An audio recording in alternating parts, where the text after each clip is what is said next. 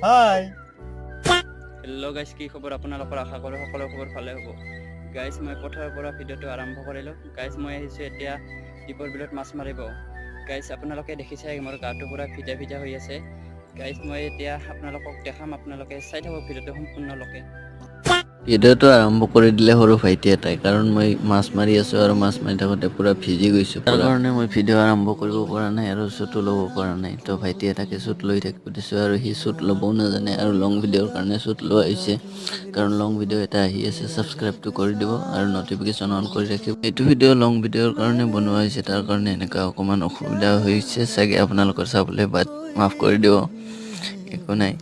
তো মাছ মাৰি আছোঁ আই ধেমালিৰ মাজেৰে পুৰা লগৰ কেইটাৰ লগত, কিনো কৰিম। আৰু এইফালে এটা কেমেৰামেন ৰাখি থৈ দিছোঁ কেমেৰাৰ কাৰণে।